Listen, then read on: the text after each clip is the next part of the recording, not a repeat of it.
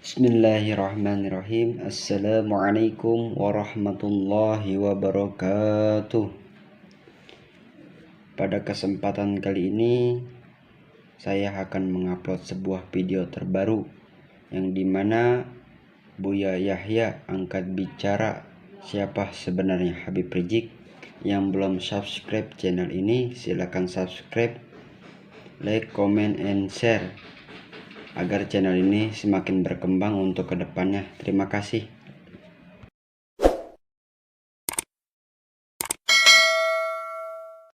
Kami akan menjawab. Pertama, kami bukan orang FPI. Harus tahu itu. Saya bukan anggota FPI. Kemudian setelah itu, yuk kita pandang segala permasalahan dengan akal yang jernih dan hati yang tenang.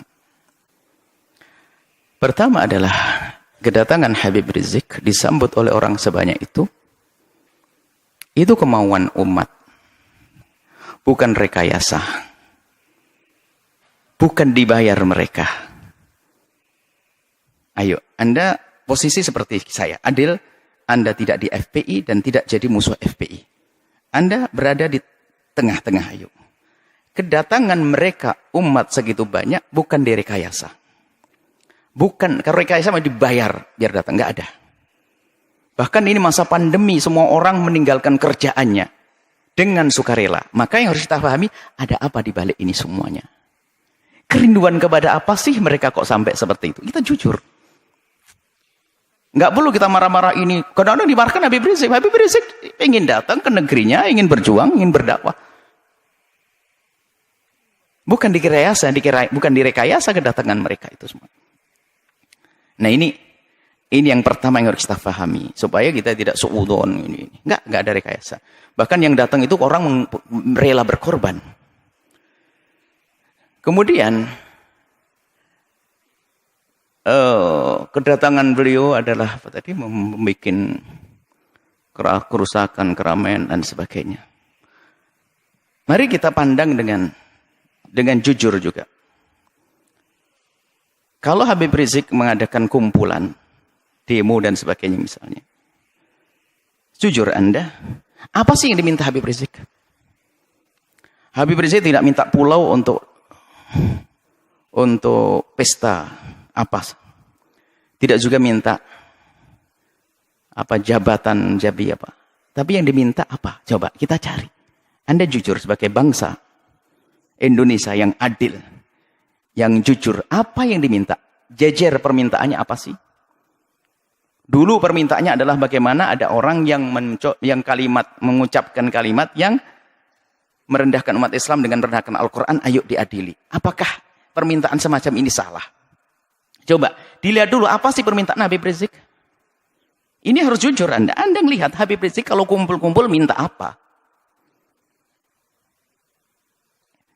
Yang diminta apakah Habib Rizik ingin pemerintah memfasilitasi, Habib Rizik ingin membangun tempat minuman keras paling besar sejagat raya? Enggak juga. Kalau Habib Rizik minta begitu, kita berontak semuanya. Yang diminta apa? Coba kita jujur. Yang diminta baik atau jelek? Kalau yang diminta baik, kenapa kita bingung yang diminta baik kok? Keadilan misalnya. Harus ada misalnya menghentikan kemungkaran. Selagi yang diminta baik. Isunya yang diminta baik. Maka jangan gampang menilai orang dengan buru-buru. Sekarang jujur minta apa? Anda bisa melihat di media. Atau Anda datang kepada Habib Rizik minta apa? Kan begitu. Yang diminta apa? Yang diminta adalah yuk kita menegakkan. Habib Rizik misalnya FPI di beberapa tempat minta agar kemungkaran di sini dihentikan. Loh, kemungkaran dihentikan apakah permintaan yang salah? Karena kemungkaran itu akan merusak orang lain. Coba yang diminta apa? Ini jujur dulu. Kalau yang diminta adalah menghentikan sesuatu yang membahayakan umat. Umat membahayakan itu bukan saya membahayakan di dunia. Kita punya iman di akhirat. Yang membahayakan di dunia nggak boleh. Misalnya Habib Rizik memasang ranjo-ranjo, kita hentikan. Membahayakan di dunia. Memberhentikan membahayakan di dunia pun harus membahayakan urusan dunia. Kita wajib menghentikan. Apalagi jika yang diminta adalah menghentikan segala sesuatu yang bakal merusak akhiratnya umat. Misalnya. Dan itu memang yang diserukan adalah selama ini yang kami ketahui adalah mengajak itu. Bagaimana agar kemunkaran tidak terus merebak, kemudian juga bagaimana keadilan bisa ditegakkan. Di saat menuntut keadilan bukan berarti orang-orang yang lagi berkuasa 100% tidak adil. Ada beberapa tempat yang kurang serasi atau perlu disesuaikan agar terjadi keadilan. Jadi minta keadilan itu wajar sah. Keadilan. Berlaku untuk siapa? Untuk semua umat, untuk bangsa ini. Bukan keadilan untuk Habib Rizik dan FPI-nya, bukan. Keadilan untuk semuanya. Coba yang diminta apa? Nah ini maksud kami adalah jangan buru-buru menilai. Yang diminta apa? Bukan minta bantuan untuk membangun pesantrennya di mana, bukan untuk kepentingan ormasnya, bukan. Akan tapi selama ini disuarakan adalah seputar itu. Bagaimana menghentikan kemungkaran, bagaimana menghadirkan keadilan, kemudian bagaimana membatasi sepak terjang orang yang tidak banyak manfaatnya untuk negeri ini misalnya. Dengan suara-suara seperti itu. Bagaimana menghentikan kebobrokan moral. Ini kan permintaan yang baik semuanya. Kalau seandainya yang menyuarakan selain Habib Rizik, bagaimana? Kalau Anda mau, kenapa di saat disuarakan Habib Rizik tidak mau? Jujur ini. Ini harus perlu kejujuran ini. Kita menilai dari luar. Seperti ini. Selagi keinginannya baik, maka adalah permintaan itu harus kita jadikan sandaran kita untuk menilai. Kemudian selanjutnya kepada Bapak Presiden atau siapapun yang akan menjadi presiden. Ini adalah risalah cinta kami kepada Pak Presiden. Ya kalau mendengar alhamdulillah, kalau tidak mendengar Allah perdengarkan ke hati, biarpun telinganya tidak mendengar. Atau calon presiden, ketahuilah bahwa jabatan kepresidenan itu sangat terbatas. Apa artinya 1 kali naik, 2 kali naik, ujung-ujungnya adalah kesengsaraan yang panjang di akhirat nanti. Maka mumpung Allah beri kesempatan untuk naik surga tertinggi, maka hendaknya Pak Presiden atau para calon presiden itu, apalagi yang mereka adalah benar-benar ahli la ilallah. Termasuk Pak Presiden kami yakin ahli la ilallah. Orang beriman. Perhatikan keimanan tersebut. Jadikan jabatan presiden ini adalah untuk selamat di akhirat.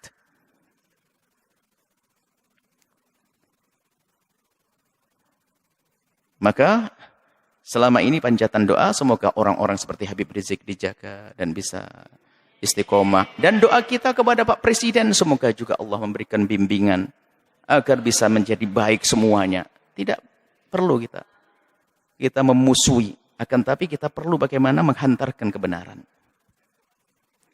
Kita tidak punya permusuhan dengan Bapak Presiden. Akan tapi kami punya cinta karena kami tahu beliaunya adalah ahli la ilaha illallah. Kami ingin bahasanya kelak juga selamat di akhirat. Maka mohon, atau calon-calon presiden yang akan datang. Ingat, jadi presiden adalah berbatas waktunya. Tapi akhirat adalah selamanya dan tidak berbatas. Maka jangan sampai di saat menjabat kepresidenan ini adalah ditipu oleh orang-orang yang ada di kiri kanan kita misalnya. Yang punya kepentingan syahwatnya, urusan dunianya, tidak ada hubungannya dengan imam. Sehingga kita akan kebawa ke sana. Maka pandanglah dengan adil. Orang yang bakal mengganggu akhirat Anda pinggirkan. Anda bisa melihat pasti. Di kalangan menteri, di kalangan pakun harus dibersihkan dari orang-orang yang bakal mengganggu keselamatan kita di akhirat. Kami yakin Anda ahli iman. Kami mendengar Anda jadi imam sholat. Anda juga umroh. Subhanallah. Tinggal perlu Anda mengikuti hati kecil Anda bahwasanya Anda ahli iman. Maka segala sesuatu yang bertentangan dengan keimanan Anda ini ayo. Diberesi, diselesaikan. Karena itu akan ada tuntutan dan tanggung jawab di hadapan Allah Subhanahu wa taala. Kemudian berlapanglah dengan masukan atau kritik dari siapapun. Maka di saat ada misalnya selama ini rame seperti tadi hubungan dengan Habib Rizik dan sebagainya. Yang diminta adalah kami yakin yang diminta Habib Rizik adalah di hati kecil Anda adalah Anda setujui. Keadilan, kebaikan dan sebagainya. Kami ingin bertemu ini maksud. Kami yakin insyaAllah. Kami yakin khusnudzon bahasanya Anda orang beriman dan presiden-presiden setelahnya. Kami tidak mengarah kepada presiden hari ini. Selagi itu keinginan yang baik, ayo kita kita sambut. Dan nanti secara umum, kritik itu justru mengangkat kita. Bagaimana kita menjadi waspada. Kritik itu, kadang kita tidak bisa sadar, tidak bisa mengoreksi diri kita sendiri. Akan tetapi dengan kritik itu kita bisa berbenah. Kalau tidak ada kritik, kita nggak akan waspada. Seperti di lembaga begini, kalau tidak ada kritik, nggak akan ada perubahan. Ada yang kritik, Buya, kenapa kok begini? Langsung kita buat perubahan. Kira-kira ini, menarik. Semakin banyak yang mengkritisi Anda, sebenarnya semakin besar peluang Anda untuk menjadi lebih bagus. Hanya di saat dikritiki oleh seseorang, kita lihat, kita pelajari. Lalu bagaimana? Yang mengkritik itu sendiri diajak untuk menyelesaikan bersama. Karena yang mengkritisi biasanya punya bahan, punya modal untuk menyelesaikan masalah. Seperti ini. Ini adalah kepada pemerintah. Jangan menuruti orang-orang yang hanya menuruti hawa nafsunya. Anda akan rugi. Hidup Anda berbatas.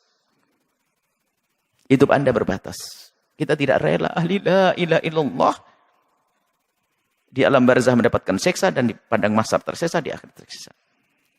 Tapi surga kah untuk semuanya? Surga untuk ulama, surga juga untuk presiden kalau mau.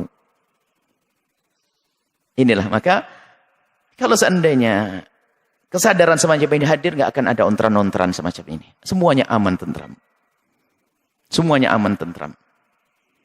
Bisa. Orang punya niat busuk akan terlihat begitu mudah. Apalagi sekelas presiden, sekelas pemimpin. Itu sangat mudah. Orang ini niatnya hanya kepentingan urusan ini. Kebaca. Artinya tinggal. Kalau memang tujuannya nggak benar. Merusak negeri ini, merusak bangsa ini. Amanah di hadapan Allah. Ya jangan diperkenankan orang semacam itu. Begitu. Jujur, bukan karena hawa nafsu. Bukan hanya mempertahankan kekuasaan. Biarpun kita pertahankan, akan berakhir ini kekuasaan. Kalau tidak kita pertahankan dengan cara yang benar. Tapi harapan kami adalah yang menjabat di negeri ini, presidennya adalah dengan Allah, dengan imannya, lalu selamat nanti di akhirat. Maka, demo-demo yang selama ini Anda dengar, Anda perhatikan, Anda sambut. Sebagai seorang bapak ngayomi anak, sebagai seorang presiden, apa sih yang, ayo diskusi yang baik. Seperti itu. Jadi, selagi itu yang diminta hal yang baik, jangan ditolak. Kecuali dia minta jelek, minta membuat, mestinya ya harus ditolak itu. Perusahaan yang haram, perusahaan merusak, perusahaan ini, perkumpulan merusak. Ini yang harus kita tolak. Tapi kalau orang berkumpul, datang kepada Anda, menyuruh, mengajak kepada kebaikan, hendaknya Anda bertanya. Karena itu sebetulnya mereka menghantarkan surga untuk Anda. Seperti itu. Jadi ini kepada Bapak Presiden hari ini atau presiden yang akan datang. Semoga ini menjadi kaidah. Siapa menjadi presiden, hendaknya seperti itu. Allah keindahnya di dunia jadi presiden, ternyata jabatan presiden ini hanya untuk melangkah ke surga. Sebab surganya presiden lebih mudah, gede banget. Karena apa? Dia punya kekuatan. Kekuatan untuk masuk surga mah gampang. Seperti itu. Kemudian selanjutnya, kepada umat semuanya, hentikanlah dengan budaya mengadu domba. Habaib diadu domba dengan habaib. Habaib dengan ulama. Ormas dengan ormas. Hati-hati, ada Allah. Jika Anda menyebarkan sebuah berita tapi niatnya jelek, ada hitungannya di hadapan Allah. Allah akan porak-porandakan di dalam diri kita sendiri. Kita tidak bisa ngancam dengan senjata. Kami hanya mengingatkan ada Allah. Kita tidak mengancam dengan apapun. Allah. Jangan mengadu domba antara habaib dengan habaib. Ulama-ulama. Kalau mengambil berita, sekiranya kalau itu maslahat Anda sebarkan. Tidak memotong omongan orang untuk diadu. Masya Allah. Khususnya para habaib adalah dzurriyyah Nabi SAW yang kita harus mencintai mereka. Apalagi menyebarkan berita-berita. Maka kepada umat semuanya, ayo ada hitungannya. Yang biasa mengadu domba, maka ketahuilah di dalam rumahnya pun pasti tidak semesra. Ingat, yang biasa menyebar berita-berita enggak karuan itu sebetulnya di rumahnya pun tidak mesra dia. Tidak akan indah di rumahnya. Dengan saudaranya mungkin rebutan waris dengan ini. Lihat. Yang biasa menyebarkan fitnah begitu tuh. Yang suka nyebar fitnah-fitnah. Memfitnah para habaib, memfitnah para ulama itu. Kalau dilacak dalam rumahnya enggak ada mesra. Itu enggak tegur sapa sama saudaranya berbulan-bulan, bertahun-tahun. Mungkin tidak akur dengan bapaknya juga. Kenapa? Hati yang kotor itu. Lihat. Memfitnah habaib. Memfitnah umat Nabi Muhammad, ngadu domba umat Nabi Muhammad saja enggak boleh. Apalagi ini dzurriyyahnya Nabi Muhammad SAW. Kemudian Ada karena marah dengan seperti Habib Rizik, marah dengan seperti ini, lalu sampai mengarah kepada perendahan kepada nasab. Innalillah. Sampai ada yang mengatakan katanya, apa betul itu turun Nabi? Ayo dites DNA. Astagfirullah. Innalillah. Menafikan, menolak nasab yang sudah jelas semacam itu, maka itu seperti mengqadhaf, menuduh orang melakukan zina. Dosa besar. Kalau sudah jelas itu nasab, sudah kita akui. Jangan mengatakan DNA-nya ini. Ada apa? Kalau kita bukan habaib, mestinya kita mencintai, bukan mengendengki dan ngiri. Enggak ada artinya. Ngiri tambah jauh. Kalau kita mencintai, kita bersambung. Beliau menjadi habaib juga dipilih oleh Allah. Bukan permintaannya. Maka kita yang mandang harus pandang dengan hormat. Ada pun masalah jika ada yang kurang tepat di antara habaib salah. Ya kita kewajiban menegur. Seperti kita menegur anak kita. Seperti di pondok kita ini banyak habaib-habaib, anak-anak habaib. Yang salah ya kita tegur. Tentunya dengan kasih dan cinta. Tapi kalau sudah mengarah kepada penolakan nasab, ini sudah ada kebenci dan ngiri. Ini adalah bahaya sekali. Hati-hati ini. Kemudian juga kepada pengikut-pengikut FPI. Jangan sampai Anda menodai Habib Rizik. Sepak terjang Anda harus benar-benar direstui Habib Rizik, diketahui dan sesuai dengan apa yang ada di pikiran dan hati Habib Rizik. Kita tidak ingin ada sebagian orang melakukan satu tindakan ternyata mencoreng Habib Rizik. Ini menjadi masalah. Jangan sampai tujuan Habib Rizik yang mulia, yang istimewa ini ternodai oleh kita-kita apa orang-orang yang dengan perilaku yang terburu-buru, hanya mendahulukan hawa nafsu dan sebagainya. Nah ini maka di sini kita ingin bahwasanya perjuangan orang-orang seperti beliau ini, Habib Rizik ini bisa mulus, sukses. Kemudian nanti juga presidennya juga akhirnya juga sukses. Bangsa ini sukses, surga lah semuanya. Anda percekcokan. Tinggal yang tersisa siapa? Orang yang sibuk ngadu domba, permusuhan, caci maki dan sebagainya. Hidupnya begitu dia. Dia tidak mesra selamanya. Dan hendaknya antara ormas dengan ormas ini adalah untuk saling melengkapi. PFPI, ormas, NO, ormas. Nanti ada lagi ormas besar seperti Nahdlatul Wathon, ormas, Wasidiyah, ormas. Tidak boleh jadi saling bermusuhan. Akan tapi ini adalah potensi umat Islam. Ingat, Anda punya Allah. Itu kekuatan.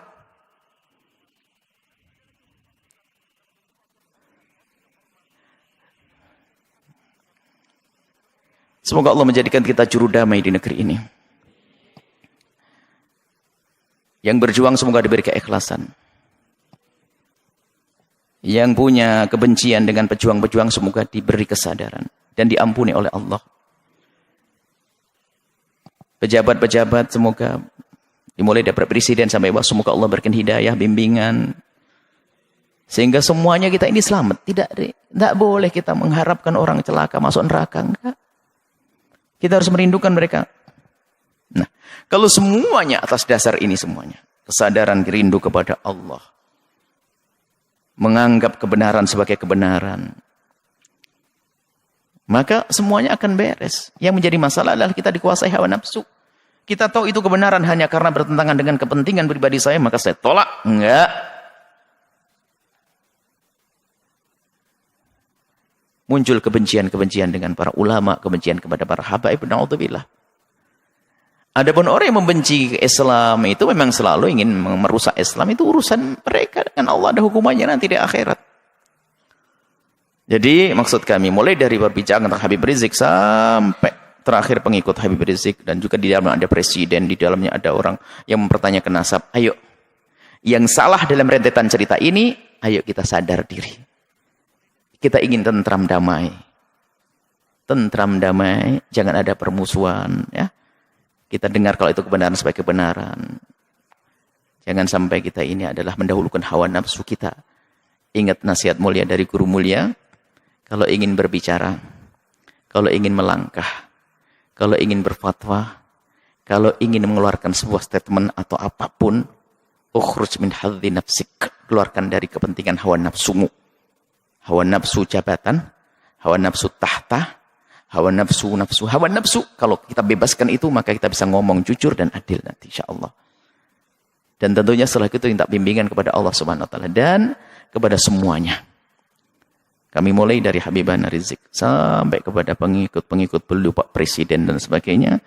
Kami mohon maaf sebanyak-banyaknya jika kami ngomong di apa yang kami sampaikan ada menyinggung perasaan nyakit hati. Ketahuilah bahwasanya nuhibbukum jami'an, kami mencintai semuanya. Harapan kami adalah setiap kami bertemu dengan semuanya ini adalah semuanya saling senyum, saling pandang dengan penuh kasih sebagai muqaddimah pandangan kelak di surga bersama Nabi Muhammad SAW. Tegakkan kebenaran, keadilan, hentikan kemungkaran. Yuk kita menuju Allah Subhanahu wa taala. Wallahu a'lam bissawab.